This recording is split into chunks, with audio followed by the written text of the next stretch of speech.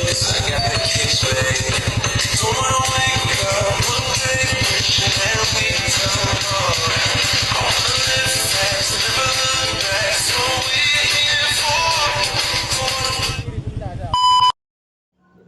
di sini kawan-kawan saya akan menjelaskan tentang leasing.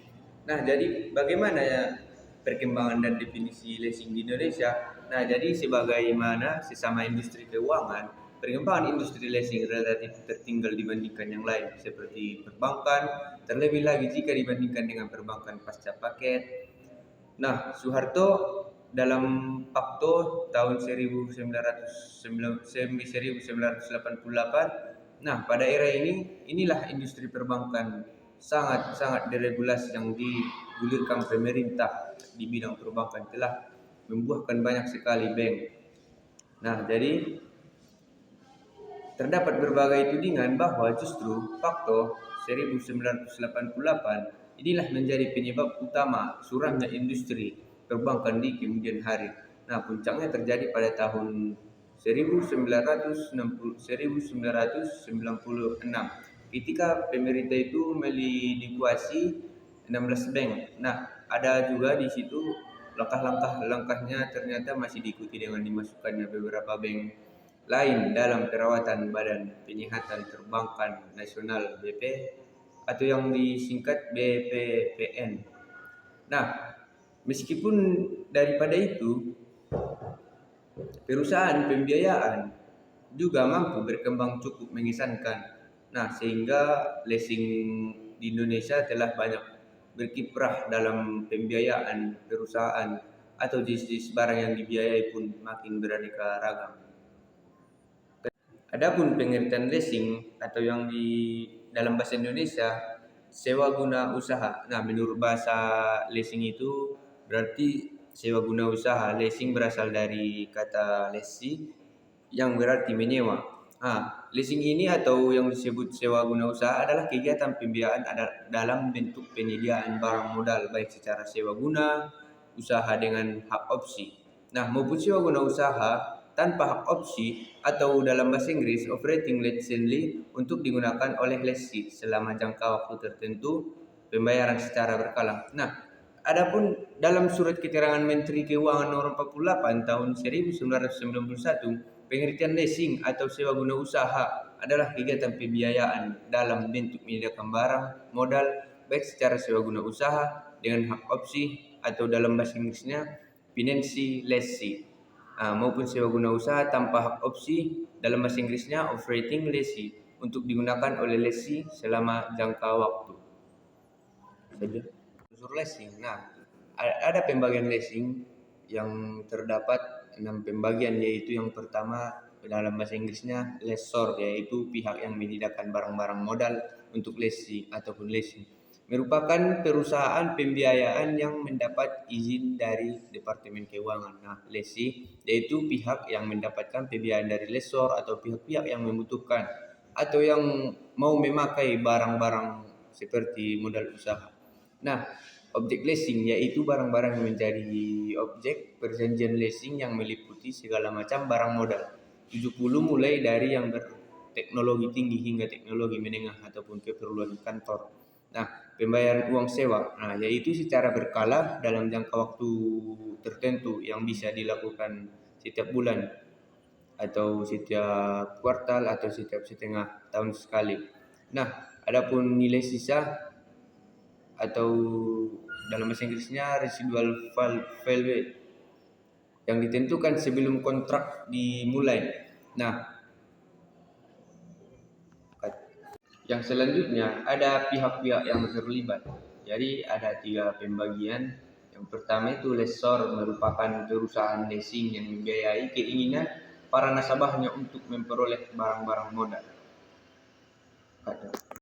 Yang selanjutnya lessee, nasabah yang mengajukan permohonan leasing kepada lessor untuk memperoleh barang modal yang diinginkan. Nah, yang selanjutnya lagi supplier, pedagang yang menyediakan barang yang akan di-leasing sesuai perjanjian antara lessor dengan lessee, dan dalam hal ini supplier juga dapat bertindak sebagai lessor. Nah, Yang terakhir asuransi. Asuransi ini merupakan perusahaan yang akan menanggung risiko terhadap perjanjian antara lessor dengan lessee. Hal ini lessee dikenakan biaya asuransi dan apabila terjadi sesuatu. Daripada maka itu perusahaan akan mengganggu risiko besar sesuai dengan perjanjian terhadap barang yang dilesingkan. Secara umumnya prosedur berlangsungnya leasing ini adalah dengan mengambil manfaat dari barang yang disewakan kepada lessee. Kemudian diberi harga dengan manfaat dari barang yang disewakan kepada lessee. Pada setiap bulannya dalam jangka waktu tertentu yang ditentukan oleh pihak-pihak yang dalam ikut perjanjian. Sekian, terima kasih. Oleh lessor atas permintaan lessee, barang modal tersebut dapat berupa barang bergerak maupun barang tidak bergerak. Namun dalam pelaksanaannya, leasing tidak selalu berjalan dengan lancar karena ditemukan juga berbagai permasalahan saat leasing berlangsung yang sering dilakukan oleh lessee. Antara lain menunda pembayaran sewa, tidak membayar denda atas keterlambatan pembayaran sewa, mengalihkan menjadikan barang tersebut sebagai jaminan hutang dengan tujuan antara lain melepaskan diri dari pembayaran sewa guna usaha yang dilanggar, menghilangkan barang dan lain sebagainya. Selanjutnya kita akan membahas mekanisme leasing atau mekanisme sewa guna usaha. Setiap permohonan yang diajukan untuk pihak lessee haruslah langsung ke pihak lessor, baik secara lisan maupun tertulis. Kemudian oleh pihak lessor akan dipelajari secara seksama sehingga pada akhirnya nanti tidak akan merugikan pihak lessor akibat terjadinya kesalahan. Ada beberapa prosedur permohonan fasilitas leasing atau sewa guna usaha untuk lessee kepada lessor secara umum. Yang pertama, pihak lessee mengajukan permohonan untuk memperoleh fasilitas suatu barang baik secara lisan maupun tulisan. Yang kedua, pihak lessor mengajukan permohonan untuk memperoleh fasilitas suatu barang baik dia barang itu terdahulu atau tidak. Selanjutnya pihak lessor akan meneliti maksud dari tujuan permohonan tersebut. Penelitian tentang kelengkapan dokumen yang dipersyaratkan. Jika masih ada dokumen atau informasi yang kurang, permohon diminta untuk melengkapinya. Adapun kelengkapan dokumen tersebut beberapa macam yang sudah saya cantumkan dalam makalah kami. Selanjutnya kawan kita tadi telah menjelaskan mengenai pengertian leasing. Selanjutnya saya akan membahas mengenai struktur pembiayaan dalam perjanjian leasing atau sewa guna usaha. Lembaga pembiayaan ini merupakan badan usaha yang melakukan kegiatan pembiayaan dalam bentuk penyediaan dana atau barang modal dengan tidak menarik dana sepeser pun atau secara langsung dari masyarakat. Jadi dalam lembaga pembiayaan ini masyarakat tidak akan diminta uang dengan alasan apapun untuk melakukan suatu pembiayaan. Adapun struktur pembiayaan lembaga leasing ini, yang pertama yaitu ada namanya nilai pembiayaan. Yang kedua ada angsuran pokok pembiayaan, dan yang ketiga yaitu security deposit. Yang keempat residual value, dan yang kelima ada bunga. Bunga ini bertujuan untuk sebagai pendapatan dari lessor. Dan yang keenam yaitu opsi. Dan yang terakhir atau yang ketujuh ada masa sewa guna usaha. Dan mungkin itu saja dari struktur pembiayaan dalam perjanjian sewa guna usaha atau leasing. Oke, selanjutnya kita akan membahas mengenai fungsi dan tujuan dari leasing di Indonesia, khususnya leasing syariah. Fungsi dan tujuan dari leasing syariah. Fungsi dari leasing syariah sama dengan fungsi dari bank syariah, dan dimana bank syariah melakukan pembiayaan produk dalam jangka menengah hingga jangka panjang. Bedanya jika bank melakukan atau memberi pinjaman berupa uang, sedangkan leasing ini memberikan pinjaman atas santunan berupa barang. Itulah bedanya. Kalau bank memberikan uang, leasing memberikan barang. Ya. Adapun perbedaan yang lain diantaranya perbedaan leasing syariah dengan leasing konvensional, yaitu dalam aspek pengelolaan barang. Di dalam leasing syariah ini tidak mengandung mesir, gharar, dan riba. Dan selanjutnya mengenai keuntungan dari ketika kita menggunakan leasing syariah. Yang pertama yaitu ada namanya menghemat modal. Jika kita menggunakan leasing syariah ini, modal kita akan ditipiskan atau dikurangi dari leasing konvensional. Dan yang kedua yaitu lebih fleksibel. Dan yang ketiga sumber dananya. Dan yang keempat mengurangi risiko gagal dalam usaha. Dan yang yang kelima yaitu sarana kredit jangka menengah hingga jangka panjang. Dan yang keenam yaitu dokumentasi sederhana. Jadi perbedaan yang paling mencolok dari antara leasing syariah dengan leasing konvensional yaitu dalam aspek pengelolaan barangnya. Dan saya ulang kembali, dalam aspek pengelolaan barang, khususnya di dalam aspek mesir, gharar, dan riba. Ya, itu saja. Selanjutnya kita akan membahas mengenai risiko pembiayaan pada leasing syariah. Langsung saja, berdasarkan peraturan perbankan Indonesia tentang penerapan manajemen risiko pada bank syariah, jenis-jenis risiko digolongkan sebagai berikut. Yang pertama yaitu risiko kredit. Risiko kredit ini apabila terjadi suatu kendala pada pihak lessor, maka pihak yang tertanggung harus membayar kewajibannya. Dan yang kedua, risiko pasar. Ini risiko pasar ini terjadi pada ketika suatu di lapangan terjadi suatu problem atau masalah, maka itu dapat mempengaruhi pada risiko-risiko pada leasing syariah. Yang selanjutnya ada risiko likuiditas atau risiko likuiditas ini adalah risiko yang termasuk sangat fatal karena dapat berpengaruh besar pada terhadap proses berjalannya leasing tersebut. Apabila terjadi likuiditas, maka akan dapat membebani leasing itu dan bahkan bisa gulung tikar pada leasing tersebut. Selanjutnya ada risiko operasional. Yang kelima ada risiko hukum. Dan selanjutnya atau yang keenam itu risiko reputasi. Risiko reputasi ini timbul akibat menurunnya kepercayaan dari nasabah kepada pihak leasing. Dikarenakan ada beberapa faktor seperti faktor operasionalnya. Jika operasional dari suatu leasing itu buruk atau kurang baik, maka reputasi dari leasing tersebut akan menurun. Dan selanjutnya itu ada reputasi strategis. Dan yang ke-8 atau yang selanjutnya itu risiko kepatutan. Yang ke-9 yaitu risiko pengembalian atau return of risk. Dan yang terakhir atau yang ke-10 yaitu risiko investasi. Ya, itu saja. Mungkin hanya yang 10 itu jenis-jenis yang digolongkan oleh perbankan atau peraturan perbankan di Indonesia mengenai penerapan manajemen risiko pada bank syariah, khususnya pada leasing.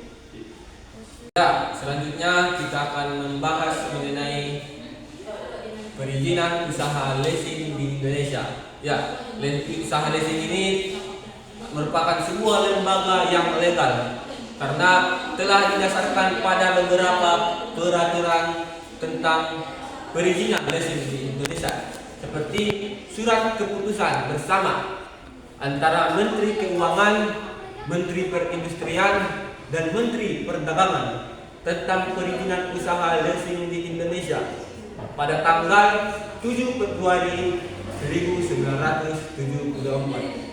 Jadi lembaga leasing ini sudah dikatakan atau telah resmi legal di Indonesia atau telah diperbolehkan dan lolos uji dari beberapa lembaga seperti beberapa menteri yang saya sebutkan di atas.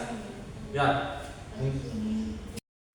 Nah, di sini saya akan menjelaskan praktek leasing dalam masyarakat.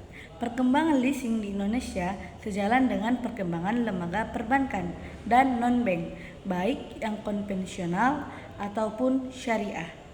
Hal ini terjadi dan tidak terlepas dari permintaan dan kebutuhan dari masyarakat untuk memenuhi kebutuhan yang tak bisa